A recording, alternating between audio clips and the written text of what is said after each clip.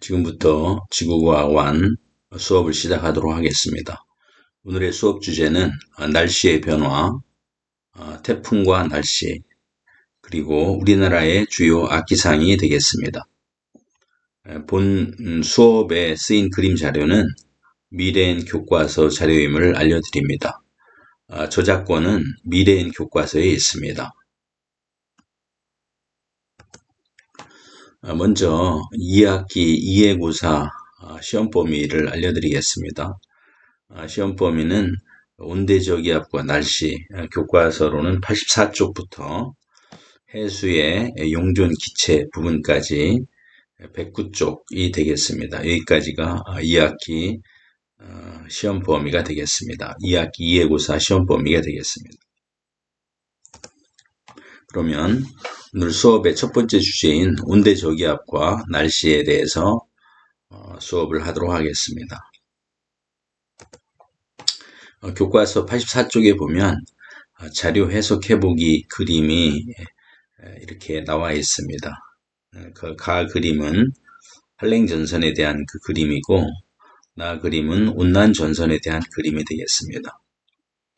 그리고 여기에 대한 그 문제를 지금 묻는 문제가 있는데, 첫 번째 문제는 가와 나 중에서 전선면의 경사가 더 급한 것은 어디인가 그랬죠.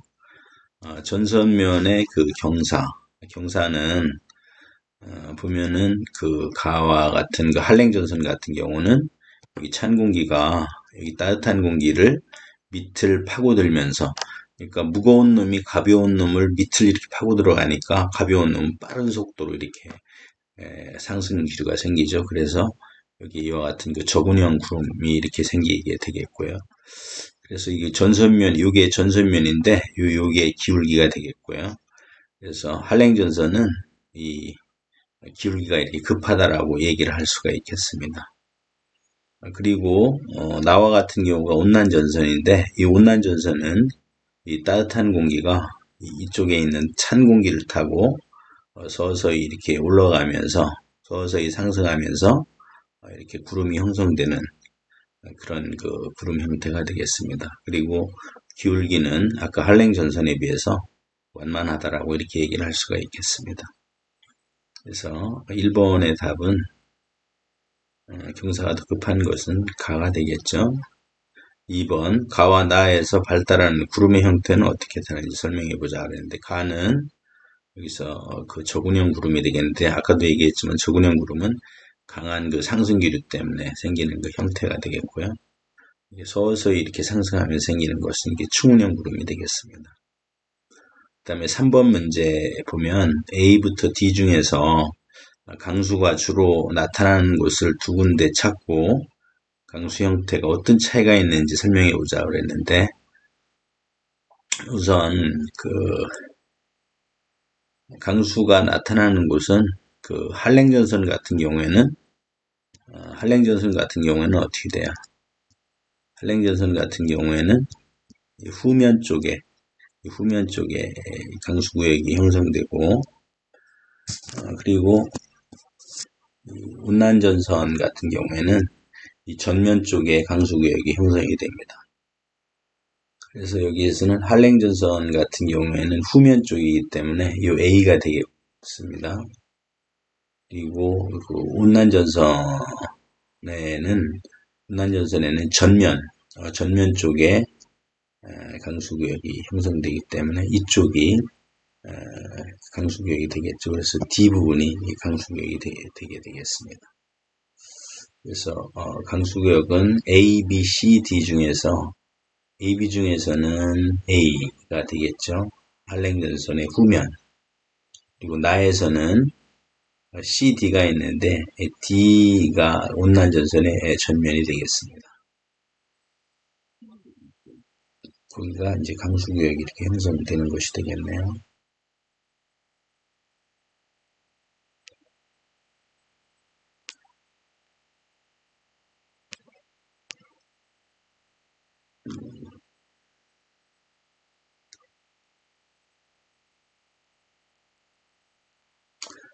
그 다음 내용으로 넘어가겠습니다. 그 다음에는 교과서 85쪽에 나와 있는 그 그림이 되겠는데, 온대 저기압 주변의 날씨에 관련된 그런 내용이 되겠습니다.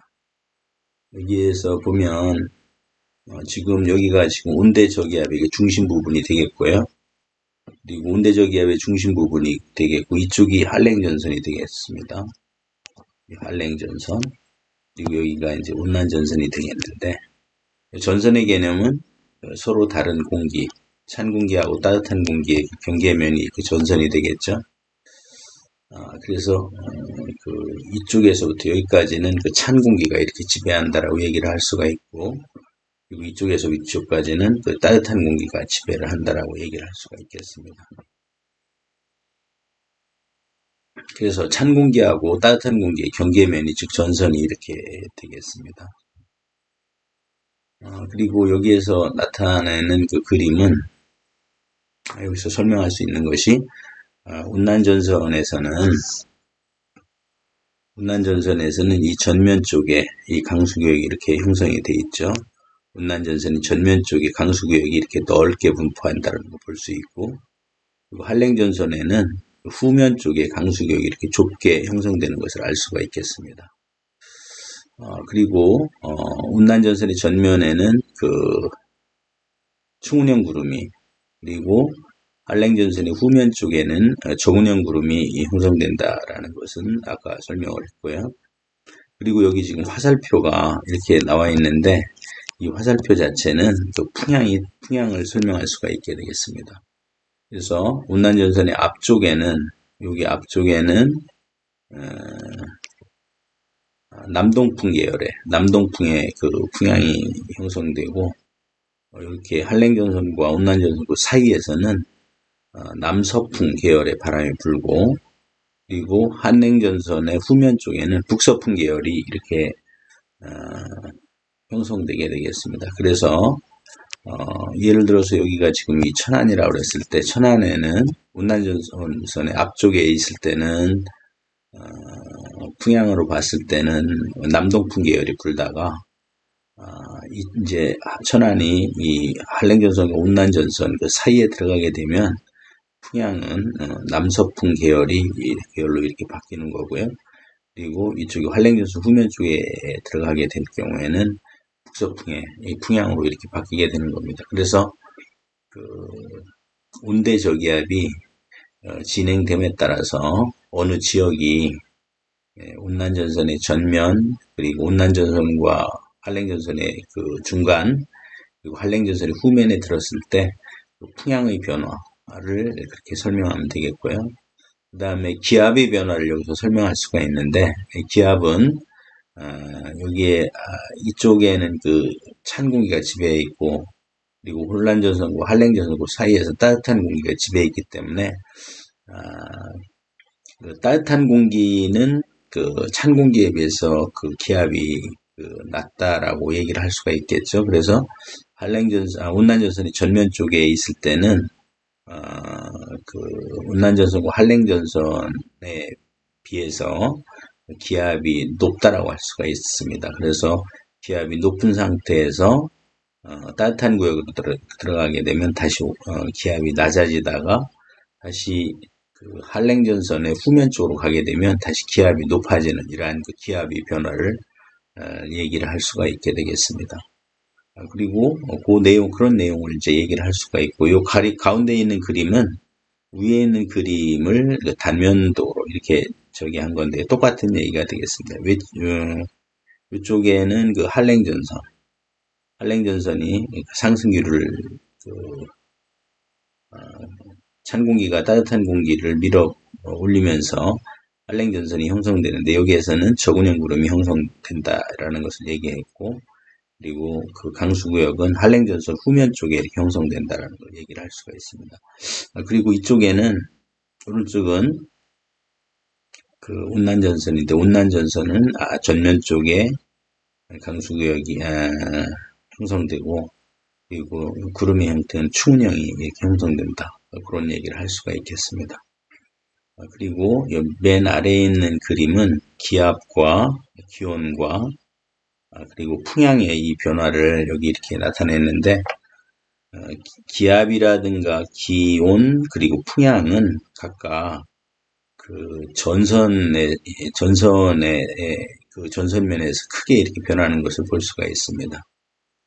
그래서 이 지금 기압 보면은 그 따뜻한 구역인 온난전선과 한랭전선의 그 사이에 기압이 가장 낮은 것을 볼 수가 있습니다. 그리고 따뜻한 지역을 통과하게 되면 다시 또 기압이 이렇게 상승하는 것을 볼 수가 있습니다. 그래서 기압이 높다가 가장 낮아지다가 다시 높아지는 이러한 기압의 변화를 볼 수가 있고요. 기온은 여기 따뜻한 공기가 있는 그 부분이 가장 기온이 높고, 그리고 양쪽이 찬 공기가 지배하고 있는 곳이 기온이 낮다라는 것을 알 수가 있겠죠. 그리고 맨 아래는 풍향을 보여주고 있는데, 여기 지금 풍향을 보면 한랭전선 그 온난전선 전면 쪽에는 남동풍 계열이 형성되어 있는 것을 알 수가 있고, 그리고 여기에 보면 이렇게 새까맣게 표시가 되어 있는 것은 비가 오고 있다라는 그런 얘기가 되겠죠. 그리고 이쪽 그 온난전선하고 한랭전선 그 사이를 보게 되면 지금 풍향을 보면은 지금 그 남서풍 계열의 그 풍향이 형성되는 것을 볼 수가 있습니다. 그리고 날씨는 맑은 상태를 보이고 있고요. 그리고 한랭전선 쪽으로 한랭전선에 쪽으로 이렇게 다시 넘어가게 되면 한랭전선이 통과하게 되면 풍향은 그 북서풍의 영향을 받고, 그리고 이렇게 지금 다시 날씨가 안 좋은 그러한 형태가 이렇게 되는 것을 알 수가 있습니다. 그래서 여기에 나와 있는 이 그림을 여러분들이 잘 이해를 할 수 있도록 그렇게 하기 바라겠습니다.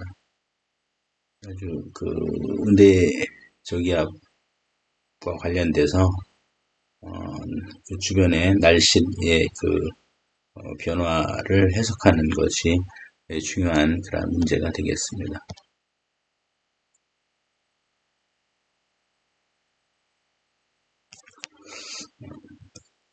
다음은 온대저기압의 일생에 대해서 설명을 하도록 하겠습니다. 교과서 그림은 86쪽에 나와 있는 건데요.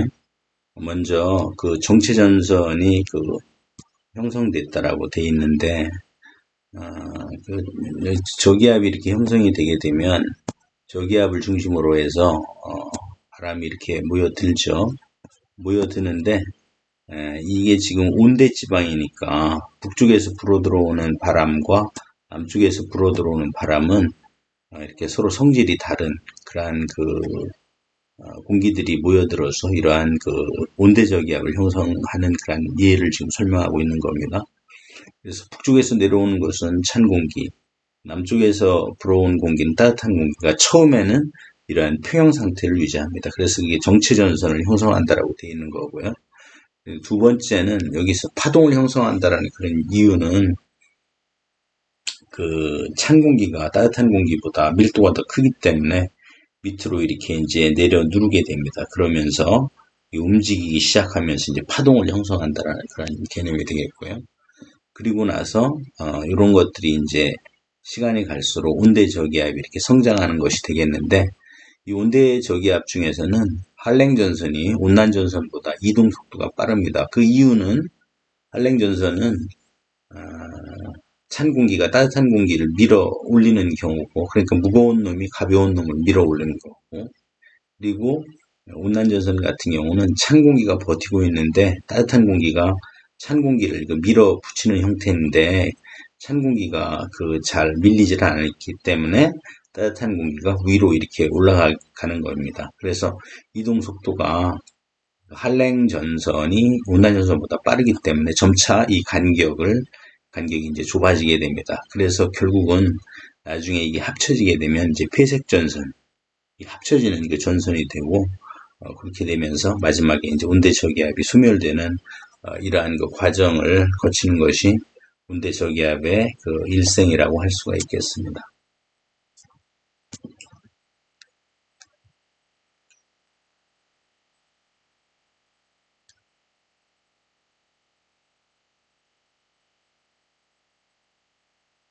자, 그 다음에 다음 장으로 넘어가겠습니다. 온대저기압이 서쪽에서 동쪽으로 이동하는 까닭은 무엇입니까? 그랬는데 우선 온대저기압이 이렇게 돼 있는데 온대저기압은 온대지방에 형성되어 있는 그런 저기압이죠.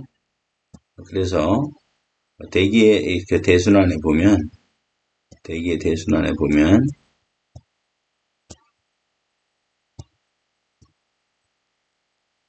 여기가 적도 지방이고 여기도 30도, 60도 극지방입니다. 그런데 그 온대 저기압은 이쪽에 이렇게 30도에서 60도 사이에 이렇게 형성되어 있죠. 그런데 이것은 편서풍대의 영향을 받기 때문에 동쪽 방향으로 이렇게 이동을 하게 됩니다. 편서풍이 대기의 그 대순환에 의해서 여기 지금 크게 지구를 봤을 때 크게 세 부분으로 이렇게 나눠져 있는데 30도에서 60도 지역에는 편서풍이 1년 내내 이렇게 지속적으로 바람이 불기 때문에 이 편서풍의 영향을 받아서 여기에 형성되는 온대저기압도 이렇게 서쪽에서 동쪽 방향으로 이렇게 이동하는 것이라고 얘기를 할 수가 있겠습니다. 그래서 온대저기압이 서쪽에서 동쪽으로 이동하는 까닭은 그 편서풍대의 영향 때문에 그렇다고 할 수가 있습니다. 두 번째, 한랭전선이 통과하면 기온과 기압은 각각 어떻게 되겠습니까? 그랬는데 예를 들어서 현재 천안이 여기에 있다고 하면 온난전선하고 한랭전선 그 사이에 있는데 아직 그 한랭전선이 통과하지 않았죠. 그런데 이 한랭전선이 통과하게 되면 천안은 이 안에 이렇게 들어가게 되겠죠. 천안이 A에서 B 구역으로 이렇게 들어가게 됩니다. 그래서 한랭전선이 이제 통과하게 되면 기온은 더 낮아지고 기압은 더 높아지게 되겠다 이렇게 얘기를 할 수가 있는 겁니다. 세 번째, 창의 융합 사고를 보면 온난전선이 다가옴에 따라서 구름의 높이는 어떻게 변하는지 원리와 함께 설명해 보자. 그랬는데 온난전선이 다가오게 되면 그 전선이 기울기가 작고 그럼에 따라서 구름의 높이가 이렇게 얕아지게 되겠습니다. 그렇게 얘기를 할 수가 있겠습니다. 구름의 높이는 낮은 구름이 형성된다.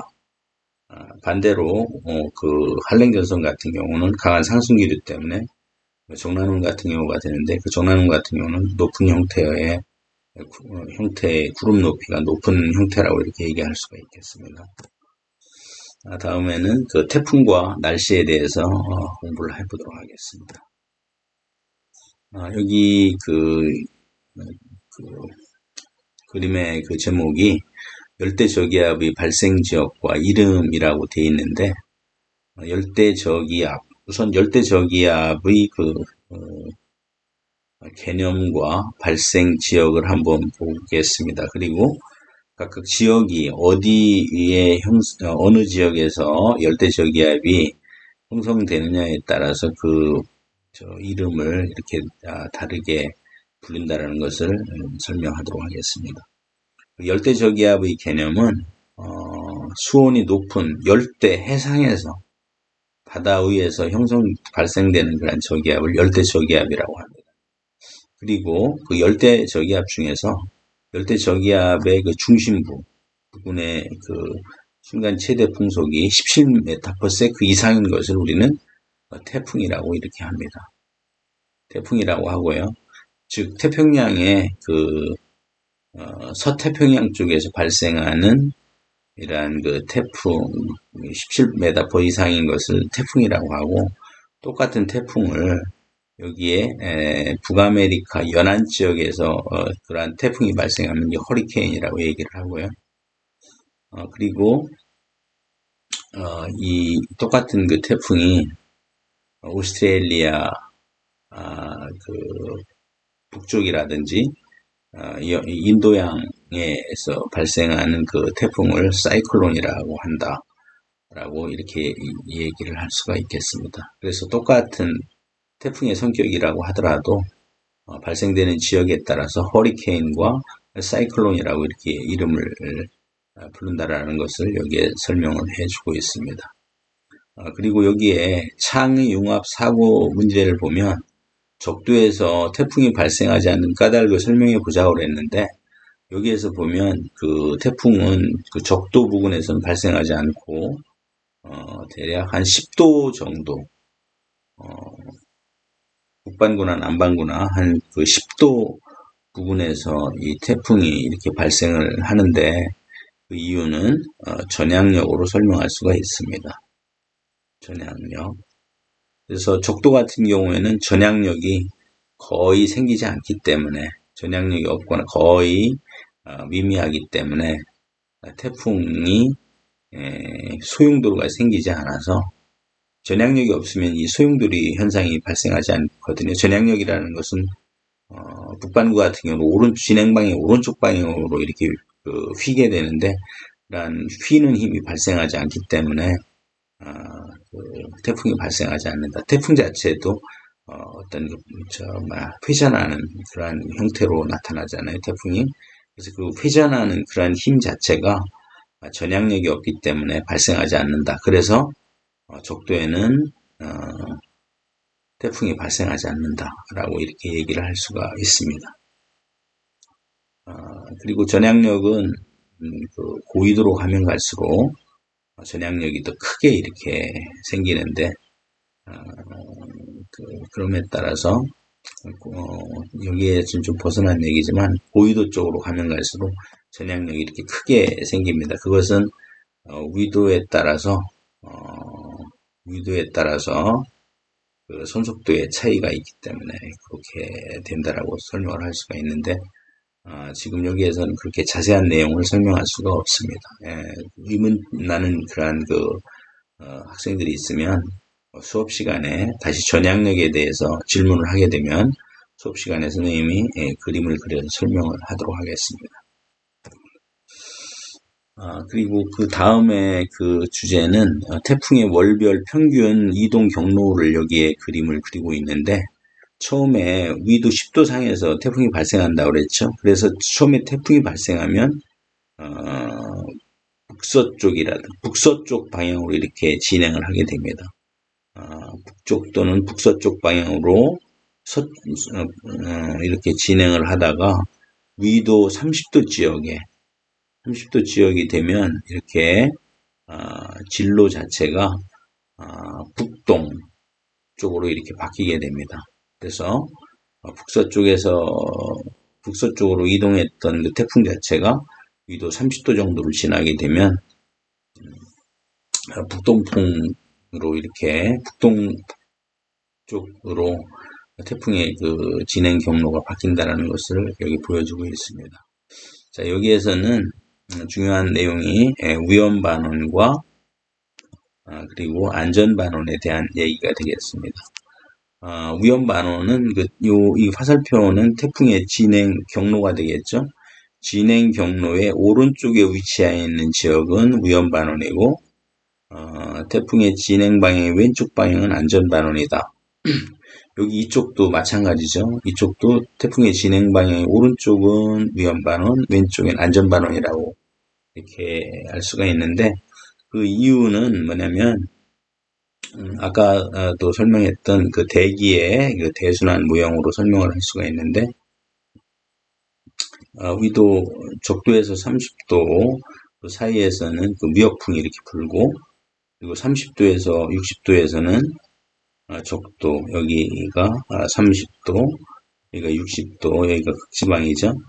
30도에서 60도 사이에서는 이렇게 편서풍대가 되는데 진행 방향의 오른쪽 방향에는 이게 지금 대기의 대순환 모형이죠. 대기의 대순환 모형인데 이 대기의 대순환의 적도에서부터 30도까지는 이 무역풍이 오른쪽 태풍이 진행 방향 오른쪽 방향에는 그 무역풍의 방향과 오른쪽 즉 태풍의 중심으로 들어가는 그 바람의 방향이 서로 이렇게 합쳐지게 돼서 더 풍속이 더 강하게 되는 겁니다. 그래서 위험하다. 항해하기가 위험하다. 그렇기 때문에 위험 반원이라고 하고요. 왼쪽 같은 경우에는 이 무역풍의 이 풍향하고 이 태풍 자체에 들어가는 그러한 그 바람이 서로 상쇄되기 때문에 풍향이 굉장히 약해지겠죠. 그래서 안전반원 또는 가항반원이라고 합니다. 가항반원. 가항반원이라는 얘기는 항해가 가능하다. 이쪽에는 위험반원은 항해하기가 좀 어렵다.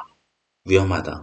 왜냐면 태풍의 진행 방향 오른쪽 방향은 굉장히 그 대기의 대순환의 이 풍향하고 태풍 자체로 들어가는 그 바람의 방향이 합쳐져서 굉장히 빠른 그 속도가 굉장히 빠르기 때문에 태풍의 그 속도가 바람이 세기가 세기 때문에 위험하다라고 얘기를 할 수가 있습니다. 그리고 이쪽 위도 30도 지역에는 어떻게 돼? 30도와 60도 사이에서는 편서풍이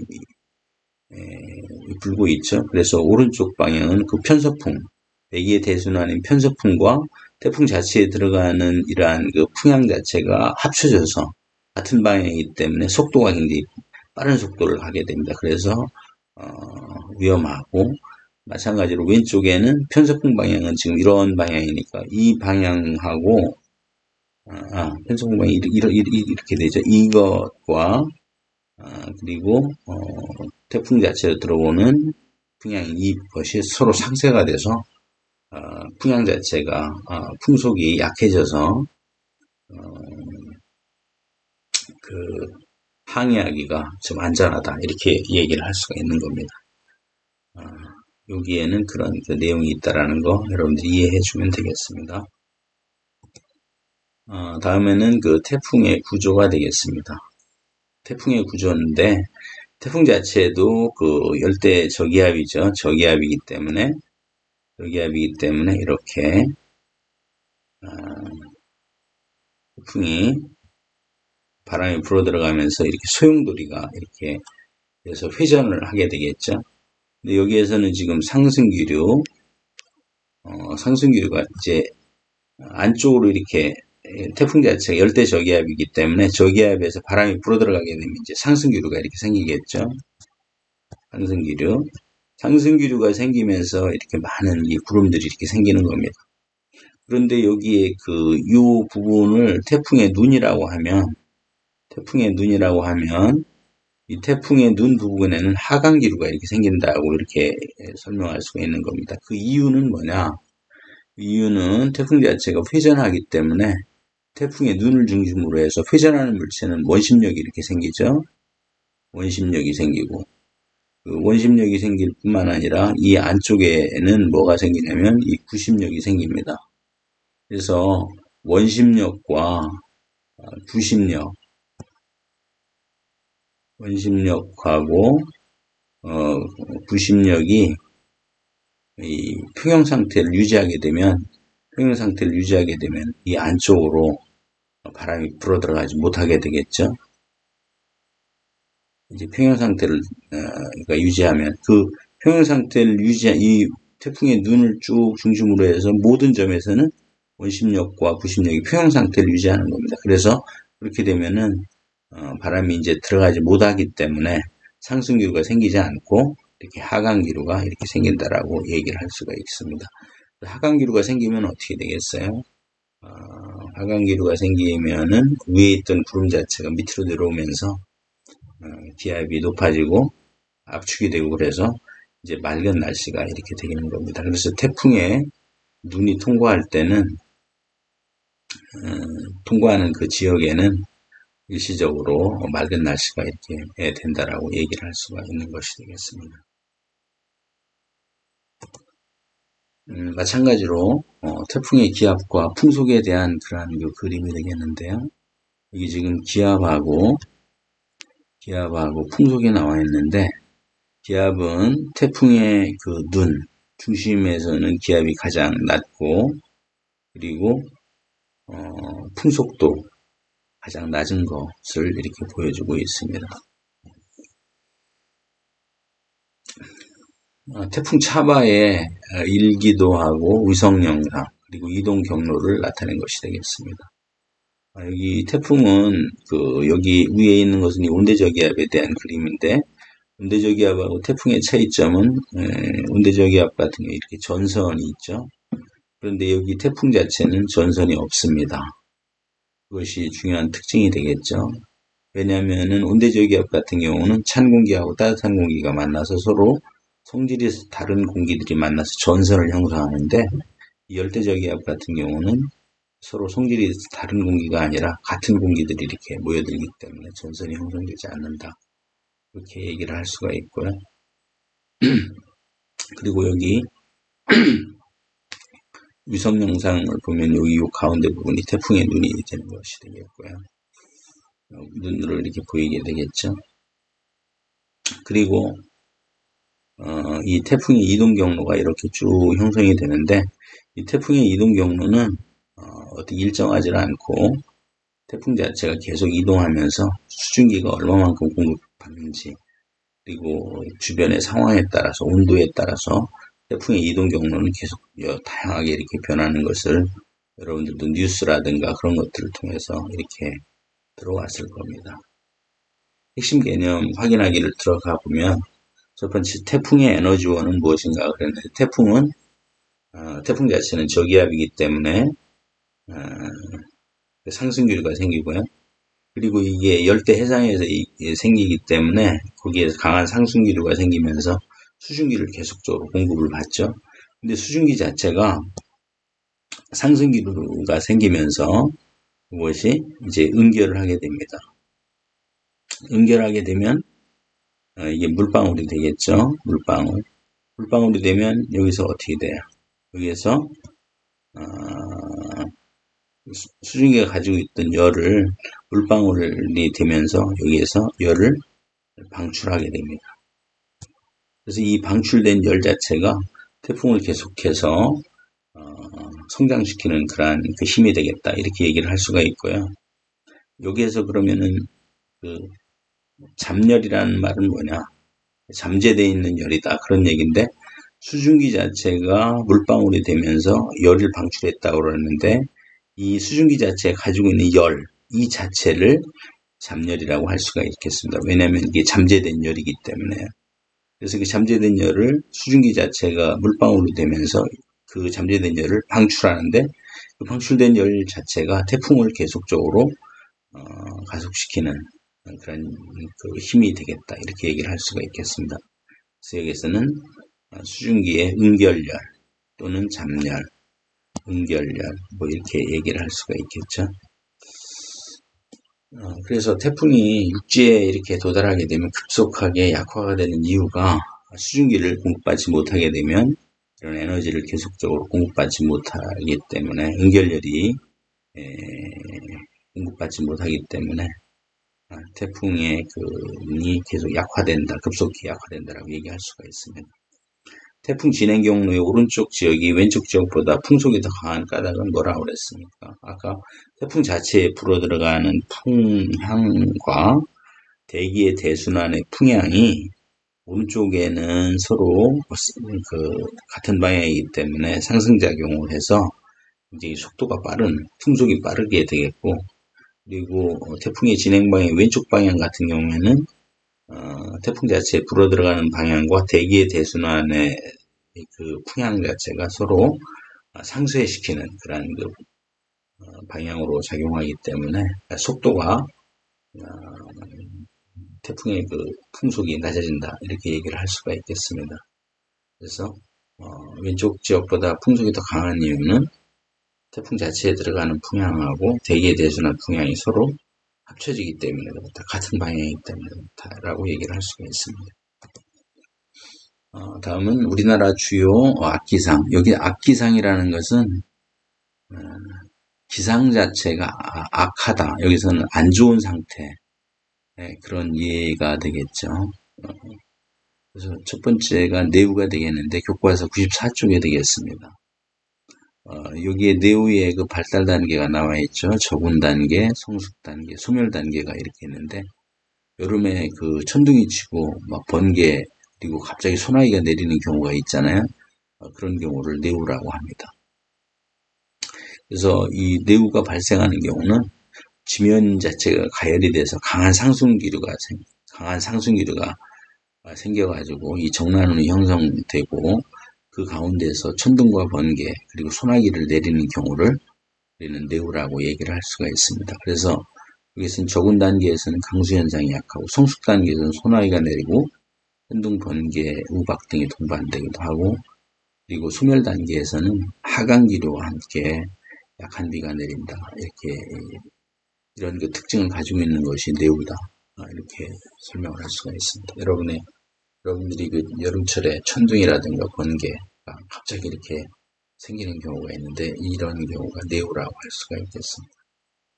이유는 이제 강한 상승기류가 생기기 때문에 그렇다고 얘기할 수가 있겠습니다. 두 번째는 그 악기상의 두 번째는 이제 우박이 되겠습니다. 우박에서는 무슨 관행각 물방울을 우리가 한번 보도록 하겠습니다. 그래서 관행각이라는 말은 냉각이 과하게 되는데 여러분들 영하 0도 이하로 되면 0도부터 이제 얼잖아요. 그럼에도 불구하고 영하 40도까지 이렇게 내려갔는데도 불구하고 물방울 상태로 있는 겁니다.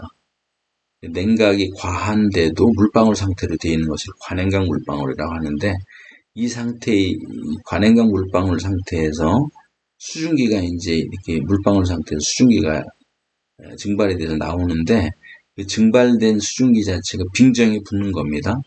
그래서 빙정에 붙으면은 이게 점점 붙으면 이게 무겁죠. 무거워서 이제 내려오다가 이제 온도가 높아지면 그게 녹아가지고 그냥 비로 이렇게 내리는 건데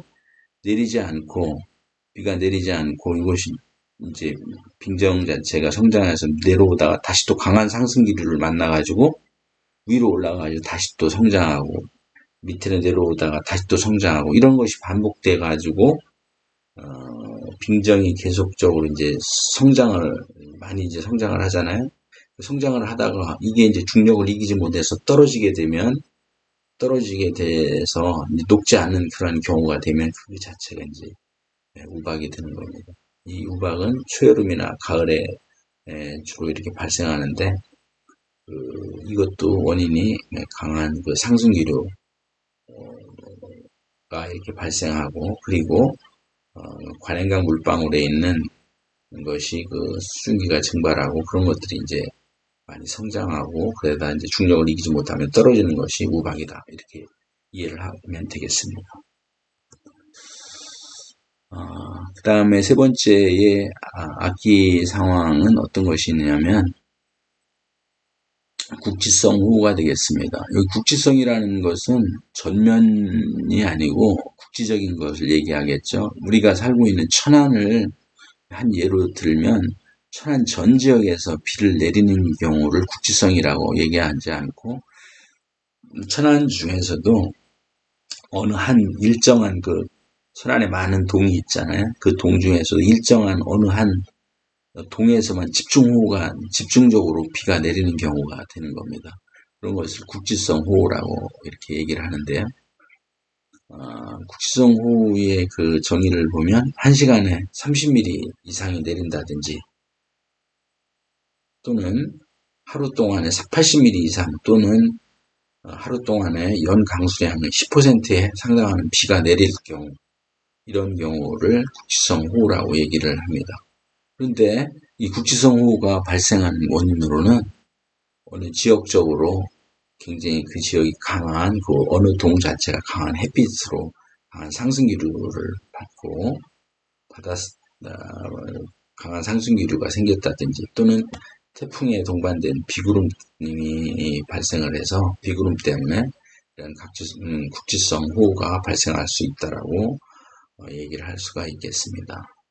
그다음 네 번째 그 폭설이 되겠습니다. 그 폭설의 개념은 짧은 시간 동안에 많은 양의 눈이 내리는 경우가 있죠. 이런 그 현상을 우리는 폭설이 내렸다, 폭설주의보가 내리고 있다, 뭐 이렇게 얘기를 하고 있죠. 그래서 이 폭설이 내릴 경우에는 겨울철에 저기압이 통과하게 되면 어떻게 돼요? 바람은 고기압에서 저기압으로 불어 들어가니까 거기에서 이제 상승기류가 생기면서 거기에 이제 구름이 생기고 그 구름이 에서 이제 눈으로 많은 눈이 이제 내리는 경우가 있고 그다음에 시베리아 고기압이 이제 확장한다라는 것은 시베리아 고기압 우리나라에 이제 오면서 기단의 변질이 생기면서 해수면으로부터 고기압 자체가 확장하면서 해수면으로부터 열과 수증기를 받게 되면 이제 강한 상승기류가 생기고, 그렇게 됨에 따라서 상승기류가 생기고 거기에서 이제 구름이 만들어지고, 그래서 강한 이런 폭설이 내리는 경우가 있다라고 얘기를 할 수가 있겠습니다. 그런 그 원인을 설명할 수가 있겠습니다. 그 다음에는 그 강풍이 되겠는데요. 강풍은 정의가 10분간 평균 풍속이 10m/s인 그런 강한 바람을 강풍이라고 한다 라고 얘기를 할 수가 있습니다. 근데 이 강풍은 겨울철에 시베리아 고기압의 영향을 받거나, 시베리아에서 고기압의 영향을 받으면 시베리아에서 강한 바람이 이렇게 불어 들어오겠죠.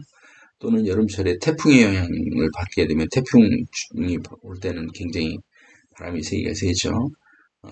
그리고 또는 그 봄철에 지표면 가열로 강한 상승기류가 생겨서 그 상승기류가 생긴 그 공기하고 위에 있는 그 차가운 공기가 맞닥뜨려졌을 때, 불안정해질 때 이렇게 이제 강풍이 발생한다라고 할 수가 있겠습니다.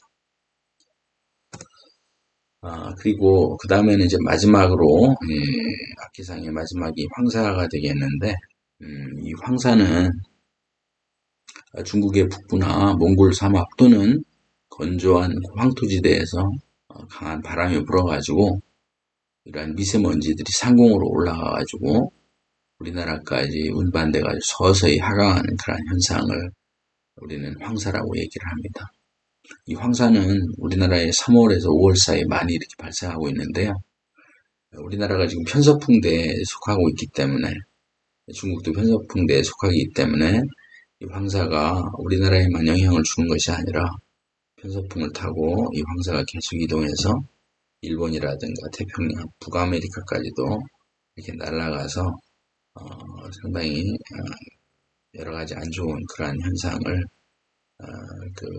뭐 질병이라든가 안과 질환이라든가 아니면 폐질환이라든가 그런 것들을 유발하는 그런 원인으로 작용하고 있다라고 얘기를 할 수가 있게 되겠습니다. 오늘 여러 가지 말씀을 많이 드렸습니다. 오늘 그 키워드 주제는 온대적이야, 그리고 태풍, 그리고 우리나라의 악기상이 되겠습니다. 끝까지 잘 여러분들 수업에 임해 주셔서 감사합니다.